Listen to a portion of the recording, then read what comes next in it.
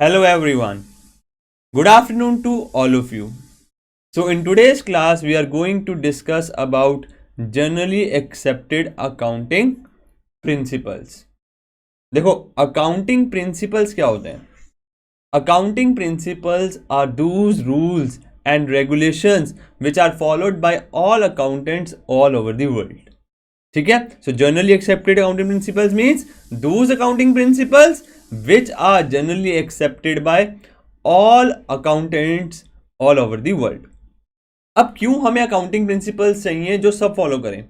देखो, जब हम अकाउंट्स प्रिपेयर करते हैं, अगर हर एक पर्सन अपने इंडिविजुअल पॉइंट ऑफ व्यू से अकाउंट्स प्रिपेयर करने लग जाए तो उसमें कई सारी प्रॉब्लम्स आ सकती हैं, वो इजीली कंपेरेबल नहीं होगा।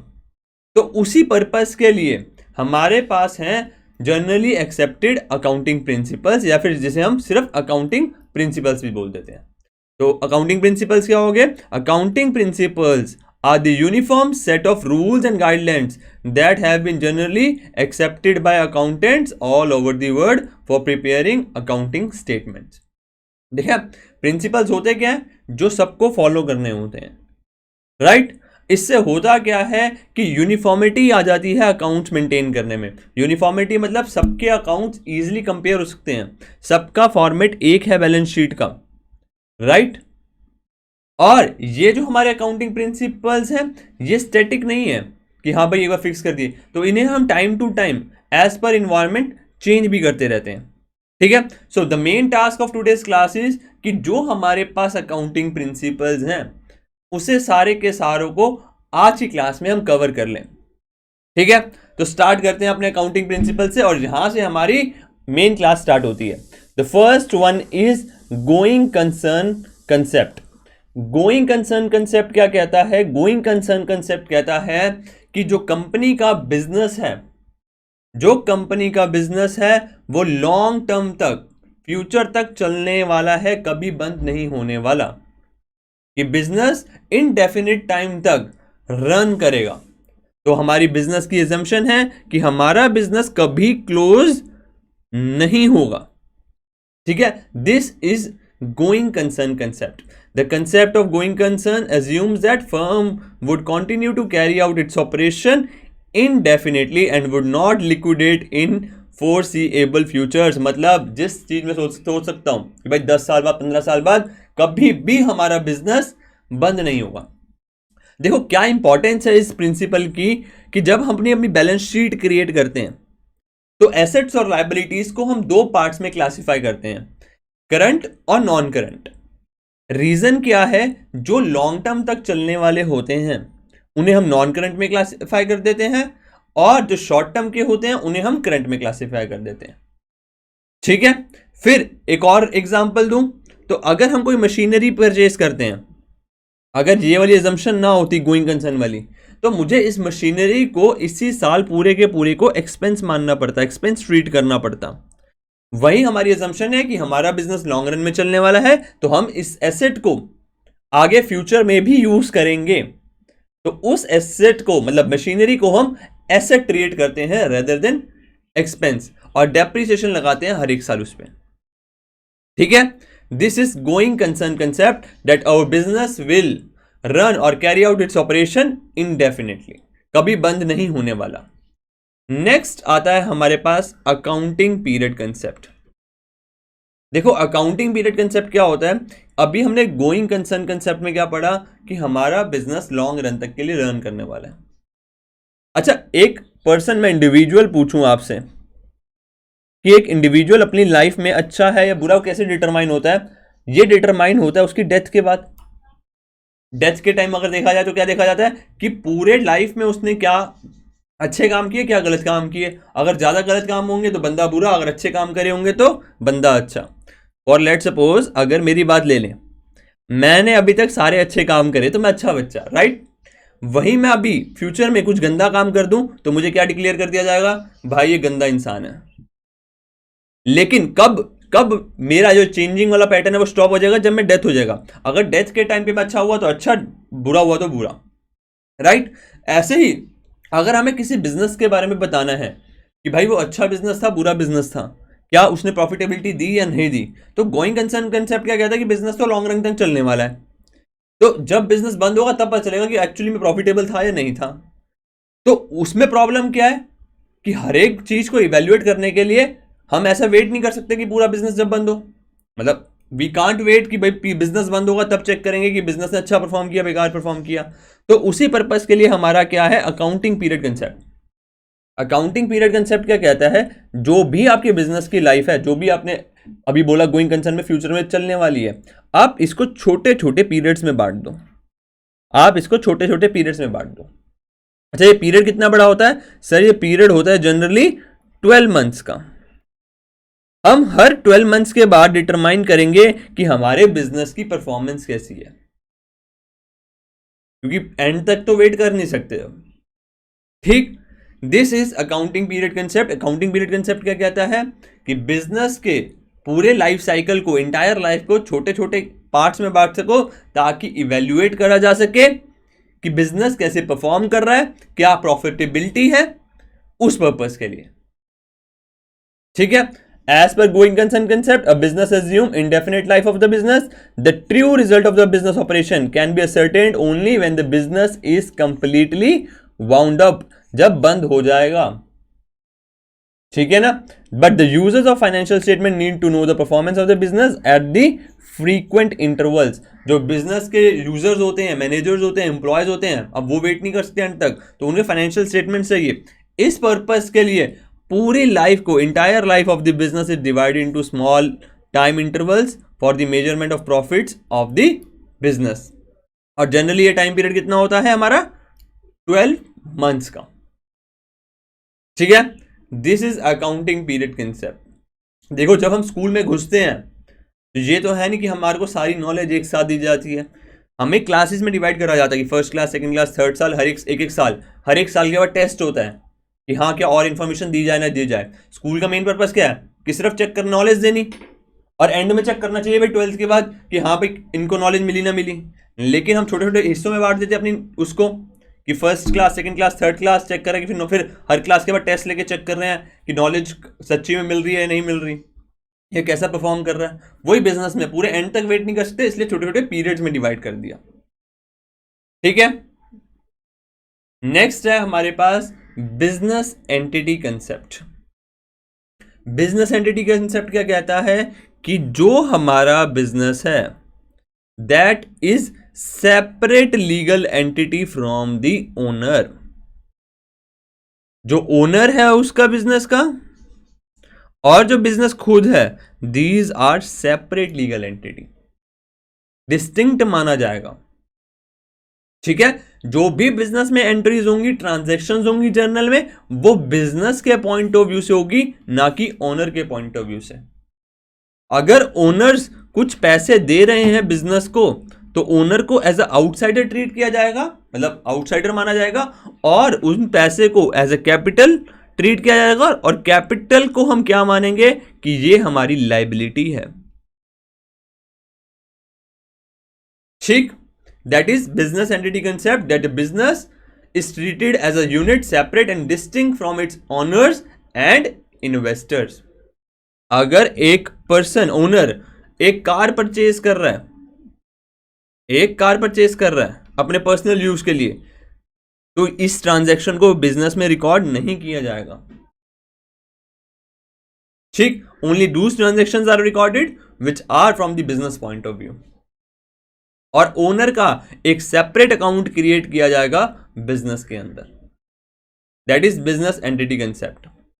नेक्स्ट आता है money measurement concept. Money measurement का कंसेप्ट क्या कहता है, जब हम ट्रांजैक्शंस पास करते हैं, जर्नल एंट्रीज पास करते हैं ट्रांजैक्शंस की, तो हर एक ट्रांजैक्शन को, हर एक जर्नल एंट्री को हमें मनी में मेजर करना है। हर एक चीज को हमें मनी में मेजर करना है। अब ऐसा क्यों है, देखो पहले 2-3 एग्जांपल देता हूं क्यों मनी मेजरमेंट कंसेप्ट जरूरी है। लेट सपोज एक बैलेंस शीट क्रिएट करनी है। अब मुझे पता करने की कंपनी के पास कितने एसेट्स हैं। अगर मनी में कन्वर्ट नहीं किया जाता तो आंसर कैसे आता कि 5 टेबल्स हैं, 1 बिल्डिंग है, 2 लैंड है, इतनी मशीनरी है, 10 फैंस हैं, तो कितना डिफिकल्ट हो जाता, राइट। परफॉर्मेंस डिफाइन करना, इवैल्यूएशन करना कितना मुश्किल हो जाता। अगर हम उसे मनी में मेजर कर देते तो हमारे पास एक अमाउंट आ सकती है कि लेट सपोज 20 लाख रुपीस के एसेट्स हैं, कि हर एक एसेट को हमने मनी में कन्वर्ट कर दिया, ठीक है। अब दूसरा पॉइंट लो, दूसरा एग्जांपल लो। देखो मनी मेजरमेंट कंसेप्ट क्या कहता है, ओनली वो ट्रांजेक्शंस रिकॉर्ड होंगी बिजनेस में जिसको मनी में कन्वर्ट किया जा सकता है। अगर मान लो कोई मैनेजर है कंपनी का जिसकी बहुत अच्छी स्किल्स और नॉलेज है, क्या उसे हम जर्नल एंट्री में रिकॉर्ड करेंगे? सर क्या इसे कन्वर्ट किया जा सकता है मनी में? आंसर है नो। अगर आंसर आ रहा है नो तो फिर हम इसे रिकॉर्ड नहीं करेंगे। तो मनी मेजरमेंट कंसेप्ट क्या कहता है, only business transaction and events are recorded which are expressed in the terms of money. ठीक है, चलें आगे। नेक्स्ट आता है हमारे पास historical cost concept. Historical concept क्या कहता है, जब भी अकाउंट्स में ट्रांजैक्शंस पास होंगी तो जिस कॉस्ट में एसेट को एक्वायर किया गया है उसी कॉस्ट में उसे बैलेंस शीट में लिखा जाएगा। ठीक है, फॉर एग्जाम्पल मैंने एक फोन खरीदा और बिजनेस पर्पज के लिए खरीदा, उस पर सिर्फ फोन की कॉस्ट थी 20,000 रुपीज। अब मैं अपनी बुक्स में इस फोन की कॉस्ट लिखूंगा, मतलब एज एसेट ट्रीट करूंगा 20,000 रुपीज में। अब मान लो नेक्स्ट डे उस फोन की वैल्यू रिड्यूस हो गई 15,000 हो गई, लेकिन मैं अपने बुक्स ऑफ अकाउंट्स में उस वैल्यू को रिड्यूस करके 15,000 नहीं करूंगा, सिर्फ 20 का 20 ही रहने दूंगा नेक्स्ट डे। हाँ, वो अलग बात है कि हर एक साल के बाद उसकी वैल्यू रिड्यूस करने के लिए मैं उस पर डेप्रिसिएशन जरूर चार्ज करूंगा, लेकिन रिकॉर्ड किस पे होगा? 20,000 पे। या मान लो मैंने एक लैंड खरीदी 1 करोड़ रुपीस की, अब एक साल बाद वो लैंड की वैल्यू हो गई 1.5 करोड़, तो मैं अपनी एसेट्स में बैलेंस शीट में उस वैल्यू को चेंज नहीं करूंगा। मैं जिस कॉस्ट पे एक्वायर्ड किया हिस्टोरिकल कॉस्ट पे ही अपने बैलेंस शीट्स वगैरह में शो करूंगा। ठीक है, लेकिन कहीं बहुत सारी ऐसी कंडीशंस हैं जहां पे ये कन्वेंशन फॉलो नहीं होती, कॉन्ट्राडिक्ट करती है। जैसे अब बच्चे कहेंगे कि हमारा जो इंड एएस है या अकाउंटिंग स्टैंडर्ड नंबर 2 है, वैल्यूएशन ऑफ इन्वेंट्री, वो क्या कहता है? वैल्यूएशन ऑफ इन्वेंट्री में वो कहता है कि भाई इन्वेंट्री को वैल्यू करो lower of cost and NRV, net realisable value. तो इन्वेंट्री को वैल्यू करना चाहिए lower of cost and NRV. तो वहां पे ये हिस्टोरिकल कॉस्ट वाला कंसेप्ट फॉलो नहीं हो रहा। तो ठीक है, तो इसका लूप होल है, मतलब कहीं ना कहीं ये फॉलो नहीं होता, मैं अभी से बता के चल रहा हूं। ठीक है, हर जगह ये फॉलो नहीं होता। और इसका रीजन क्या है? जहां पे हमें लगता है, जहां पे आईसीआई वगैरह को लगता है कि जिसे फॉलो करने से ट्रू वैल्यू पता चल सके, ट्रू एंड फेयर पिक्चर पता चल सके बिजनेस की, वहां पे प्रिंसिपल्स को चेंज किया जाता है। मैंने कहा था ना कि ये स्टैटिक नहीं है, चेंजिंग है, डायनामिक है। तो जहां पे लगा कि भाई जो इन्वेंट्री की वैल्यू है वो लोअर ऑफ कॉस्ट और एनआरवी रिकॉर्ड करनी चाहिए, वहां पे इस प्रिंसिपल को इग्नोर किया गया। ठीक, नेक्स्ट आता हमारे पास ड्यूअल एस्पेक्ट कंसेप्ट। तो हमारी पूरी अकाउंटिंग इसी पे बेस्ड है कि हर एक ट्रांजैक्शन की 2 साइड्स होंगी, एक होगा डेबिट साइड, एक होगा क्रेडिट साइड। ठीक है, जैसे अगर मैं कुछ भी बोलूं, मैंने परचेजेस करे स्टॉक, तो एंट्री क्या होती है? Stock account debit. Let suppose cash में परचेज किया है तो cash account credited with same amount. तो जितने का डेबिट हो रहा है उतने का ही क्रेडिट भी होगा। That is dual aspect concept या फिर डबल एंट्री सिस्टम। और इसी वजह से, इसी कंसेप्ट की वजह से हमारे जो एसेट्स हैं वो ऑलवेज इक्वल आते हैं। किसके इक्वल आते हैं? लायबिलिटीज प्लस कैपिटल के। इसी अकाउंटिंग प्रिंसिपल की वजह से हमारे एसेट्स ऑलवेज इक्वल होते हैं लायबिलिटीज और कैपिटल के। ठीक है, तो नेक्स्ट प्रिंसिपल आता है हमारे पास रेवेन्यू रिकॉग्निशन या फिर रियलाइजेशन कंसेप्ट। रेवेन्यू रिकॉग्निशन या रियलाइजेशन कंसेप्ट क्या कहता है कि बिजनेस अपना रेवेन्यू तब रिकॉग्नाइज करेगा जब वो ट्रांजैक्शन लीगली वो रियलाइज कर सकता है। सर मतलब ध्यान से सुनना, मान लो 15 जनवरी को मैंने एक सेल्स करी 500 रुपीज की, और ये एक क्रेडिट सेल्स थी, और उसकी पेमेंट मेरे को रिसीव हुई 20 फरवरी को, कैश रिसीव हुआ। मेरा एक क्वेश्चन है कि जो मेरा प्रॉफिट होगा, रेवेन्यू होगा, वो जनवरी का माना जाएगा, फरवरी का माना जाएगा? रेवेन्यू कब का माना जाएगा, जनवरी का, फरवरी का? तो बेटा रेवेन्यू रिकॉग्निशन कंसेप्ट क्या कहता है कि जब हमारी सेल्स हुई, जब हमारा लीगल हक बन गया इस 500 के ऊपर, क्योंकि जब मैंने सेल्स करी तो मेरे पास राइट है वो 500 रुपये मेरे को मिलने चाहिए, तब ये हमारा रेवेन्यू कंसिडर्ड किया जाएगा। ठीक है, एक और एग्जांपल लूं। मान लो एक कस्टमर ने मेरे को एडवांस पेमेंट कर दी 20 अगस्त को कि हम आपसे 2 महीने बाद मटेरियल खरीदेंगे, अमाउंट 2000 रुपीज देगा वो मेरे को, और 2 महीने बाद आए वो मेरे पास और मेरे से मटेरियल खरीद के चले गए। मुझे एक बात बताओ, रेवेन्यू मेरा अगस्त में रिकॉर्ड होगा या फिर अक्टूबर में रिकॉर्ड होगा? सर हमारा रेवेन्यू रिकॉर्ड होगा अक्टूबर में, क्योंकि अभी जब अगस्त में जब एडवांस मिला तब ये हमारी लायबिलिटी है, जब ये एडवांस मिला तब ये हमारी लायबिलिटी है कि ये हमें रिटर्न करना पड़ सकता है, लेकिन जब हमने सेल्स कर दी तब ये हमारे रेवेन्यू का पार्ट हो जाएगा। ठीक है, तो the concept of revenue recognition requires that the revenue from a business transaction should be included in the accounting records only when it is realized. Revenue is assumed to be realized when the legal right to receive is arised. That is the point of time when the goods have been sold or service has been rendered. ठीक है, समझ आ गया? जब service sold sales हो गई तब हमारे पास right है कि वो पैसे हमें मिलेंगे ही मिलेंगे। अब इस केस में एडवांस देके 2000 रुपीज, तो फ्यूचर में हमें रिटर्न करना पड़ सकता है, यहां पे हमारी कोई सेल नहीं हुई है। नेक्स्ट आता है हमारे पास मैचिंग कंसेप्ट।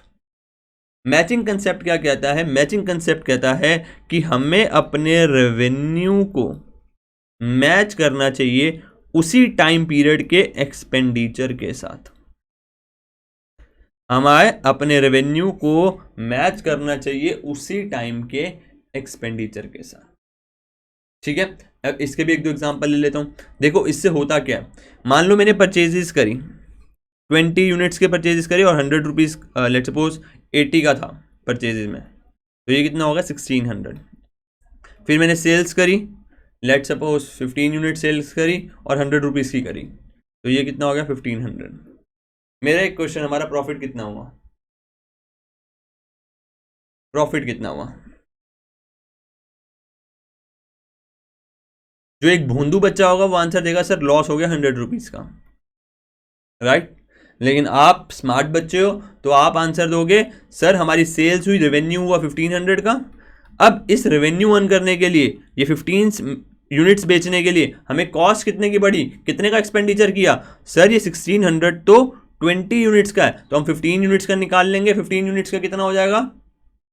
15 यूनिट्स का हो जाएगा मतलब 15 इंटू 80, तो 15 इंटू 80, 8 5 जा 40, 120, तो 1200, तो ये आ गया हमारे पास 300 रुपीज। तो 300 हमारा प्रॉफिट हुआ। और रिमेनिंग 5 यूनिट्स को, सर रिमेनिंग 5 यूनिट्स को मैं अपना क्लोजिंग स्टॉक दिखाऊंगा और जब इसे बेचूंगा तब इसे एक्सपेंडिचर शो करूंगा। ठीक है, समझ आ गया? What is matching concept? Matching concept is revenue जो अर्न हो रहा है उसको मैच करना है उसी टाइम के एक्सपेंडिचर से। आगे चलें, नेक्स्ट है हमारे पास full disclosure concept. Full disclosure concept simple सा है, ये क्या कहता है कि कंपनी को full fair and adequate disclosure करना चाहिए अपनी सारी इंफॉर्मेशंस का, जो भी उनके स्टेक होल्डर्स को रिक्वायरमेंट है। ठीक है, और इसी प्रिंसिपल की वजह से हमारा बैलेंस शीट के फुट नोट पे कंटीजेंट लाइबिलिटीज को शो किया जाता है। कंटीजेंट लाइबिलिटीज क्या हो गई कि कुछ लाइबिलिटीज शायद फ्यूचर में राइज हो सके। जैसे मेरा एक कोर्ट केस चल रहा है, अब मुझे लग रहा है कि शायद 2-3 महीने बाद या 1 साल बाद उसमें मेरे को फाइन लग सकता है 4 लाख रुपीस का, तो वो एक कंटीजेंट लाइबिलिटी है। मैं इसे मेंशन करूंगा अपनी बैलेंस शीट के फुट नोट पे कि चांसेस हैं कि मेरे को ये लाइबिलिटी पे करना पड़े। ठीक है, that is full disclosure concept. Next आता है एक्रूअल कंसेप्ट। देखो हमारे अकाउंटिंग करने के दो मेथड्स हैं। फर्स्ट वन इज एक्रूअल और second one is cash basis. Accrual basis, cash basis. Accrual basis क्या कहता है? एक्रूअल बेसिस कहता है कि देखो जब हमारी ट्रांजैक्शन हो रही है, वो ट्रांजैक्शन रिकॉर्ड होगी मर्केंटाइल बेसिस पे, और जो कैश बेसिस है वो कहता है रिकॉर्ड होगी कैश बेसिस पे। सर एग्जांपल लेके समझाता हूं। मान लो मैंने सेल्स करी, वो सेम एग्जांपल ले लेता हूं। सेल्स करी 1 जनवरी को, अब उसकी पेमेंट रिसीव हुई मेरे को 3 मार्च को, 1 फरवरी और 3 मार्च। अगर कैश बेसिस अकाउंटिंग फॉलो कर रहा होता मैं, तो मैं 3 मार्च को अपना रेवेन्यू रिकॉग्नाइज करता। मैं अगर रेगुलर बेसिस कर रहा हूं तो 1 जनवरी को ही अपना रेवेन्यू रिकॉग्नाइज करूंगा कि जब हमारे गुड्स सोल्ड हो गए। ठीक है, समझ आ गया? एक और एग्जांपल ले लूं। मान लो मैंने कोई एडवांस पे कर दिया, तो जिस दिन एडवांस पे किया है मैं उस दिन उसको एक्सपेंस नहीं करूंगा। मान लो 2018 में मैंने कोई एडवांस पेमेंट करी थी कि 2019 में सर्विस लूंगा, तो जो 2018 में एडवांस पेमेंट करी है मैं उसे प्रॉफिट एंड लॉस में एक्सपेंस नहीं दिखाऊंगा, रेदर देन एसेट दिखाऊंगा कि मैंने एडवांस पेमेंट कर रखी है। 2019 में जब वो सर्विस ले ली मैंने, तो उसे ऐसा एक्सपेंस ट्रीट करूंगा। दैट इज एक्रूअल बेसिस, कि जब हमने सर्विसेज ले ली तब एक्सपेंसेस दिखाने। और कैश बेसिस होता तो 2018 में एक्सपेंस दिखाता। समझ आ गया? That is accrual basis. Next आता है हमारे पास कंसिस्टेंसी प्रिंसिपल या कंसेप्ट। देखो कंसिस्टेंसी प्रिंसिपल क्या कहता है कि जो पॉलिसीज एक बार फॉलो कर ली, कंपनी को उसे कंटिन्यू रखना है लॉन्ग टर्म के लिए। जो रूल्स या पॉलिसीज या मेथड्स कंपनी ने एक बार फॉलो कर लिए तो उसे कंसिस्टेंट रखना है लॉन्ग टर्म के लिए। अब ऐसा क्यों कहती है?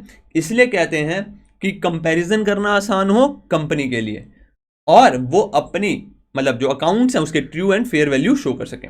जैसे अगर मान लो बैलेंस, वो बात करें डेप्रिसिएशन की, हमें पता है डेप्रिसिएशन के 2 मेथड्स हैं, लेट्स सपोज स्ट्रेट लाइन और रिटर्न डाउन वैल्यू।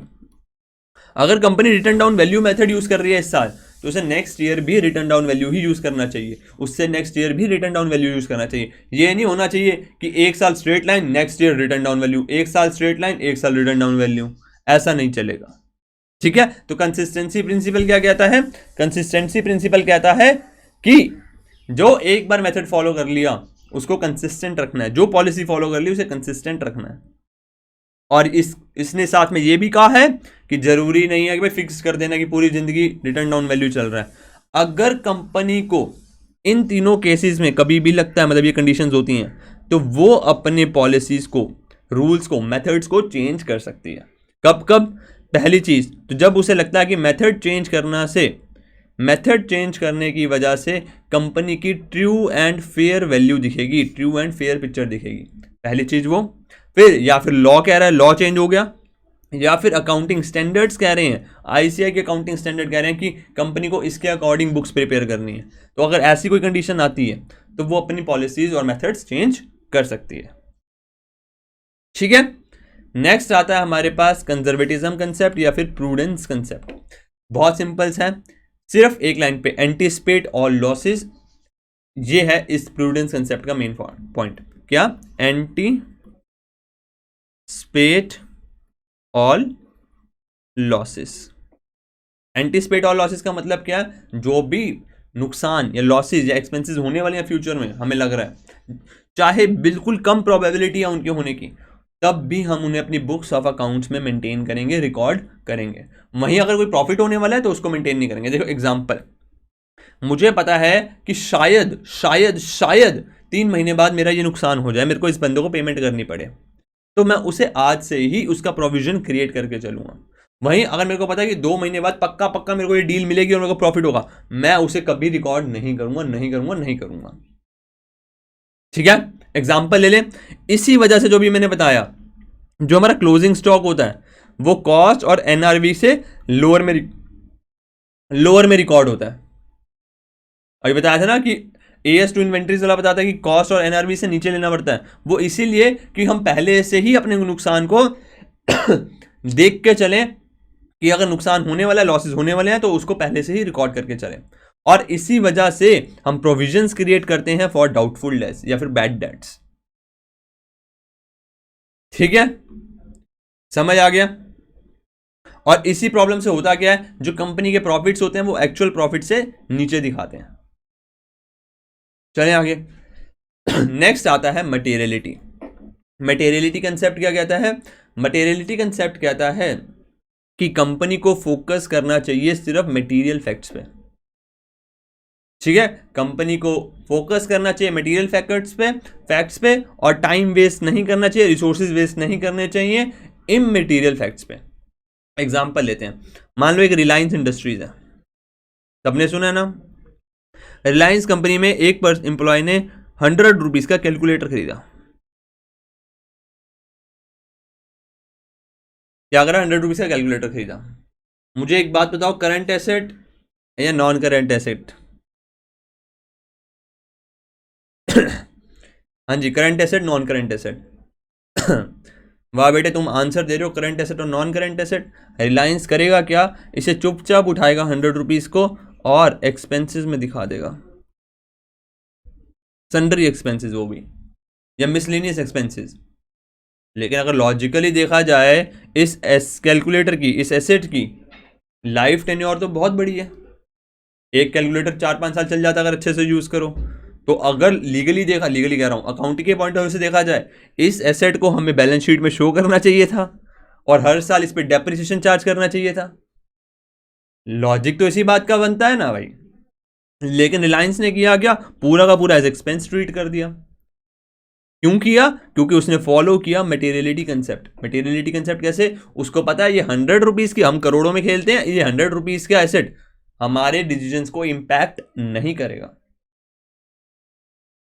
ठीक है, समझ आ गया? देखो एक एग्जांपल बताता हूँ मटेरियलिटी का। जब हम छोटे होते थे, हमें 10-20 रुपीज खर्चे मिलते थे, पॉकेट मनी मिलती थी, तब हम एक एक टॉफी खरीदने का, एक चॉकलेट खरीदने का या पैसे खर्च करने के बारे में 100 बार सोचते थे। अब जब सैलरी अर्न करते हैं, तो 1000 में अर्न करते हैं, तो हम इन छोटी अमाउंट पे इग्नोर करते जाते हैं। होता है ना ये? समझ आ गया? चलें आगे। नेक्स्ट है हमारे पास लास्ट, ऑब्जेक्टिविटी।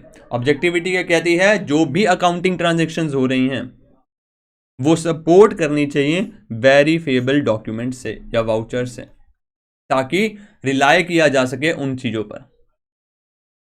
समझ आ गया? ऑब्जेक्टिविटी प्रिंसिपल ये कहता है। अच्छा, अब ये हो गए हमारे अकाउंटिंग प्रिंसिपल्स। लेकिन एक बच्चों में कंफ्यूजन रहती है, अकाउंटिंग कंसेप्ट्स और अकाउंटिंग कन्वेंशंस क्या होते हैं सर? क्योंकि प्रिंसिपल्स को 2 कैटेगरीज में कभी कभार डिवाइड कर देती हैं books, accounting concepts, accounting conventions. देखो अकाउंटिंग कंसेप्ट्स क्या होते हैं? अकाउंटिंग कंसेप्ट्स हमारे बेसिक अजम्पशंस या आइडियाज होते हैं जो कि यूज कर रहे होते हैं, प्रैक्टिस में होते हैं for recording and maintaining transaction. वही कन्वेंशंस क्या होते हैं? जो इमर्ज होते हैं ड्यू टू अकाउंटिंग प्रैक्टिस, मतलब अकाउंटिंग कंसेप्ट जो सब स्टार्टिंग से फॉलो करते आ रहे हैं। अकाउंटिंग कन्वेंशन टाइम के आते आते आते आते कुछ चीज चेंजेस होती हैं जो फॉलो करी जाती है, दैट इज अकाउंटिंग कन्वेंशन। लेकिन हमारे एजुकेशन के पॉइंट ऑफ व्यू से, अभी स्टडी के पॉइंट ऑफ व्यू से, हम इन दोनों को एक ही बात लेके चलेंगे कि accounting concept is equal to accounting conventions. ठीक है, कन्वेंशंस का वैसे मतलब क्या होता है कि भाई अलग अलग ऑर्गेनाइजेशन से टाइम टू टाइम फॉलो करते आए, तो फॉलो करने से जनरल बन गया कि सभी उसको फॉलो कर रहे हैं। और अकाउंटिंग कंसेप्ट क्या है? ये एजम्पशंस ली गई हैं ऑलरेडी कि जो हम में बिजनेस में प्रिंसिपल्स है फॉलो कर रहे हैं। और हमारे पॉइंट ऑफ व्यू से दोनों सेम ही है प्रिंसिपल्स के पॉइंट ऑफ व्यू से। ठीक है, so that's all for today. Bye bye, take care, see you soon.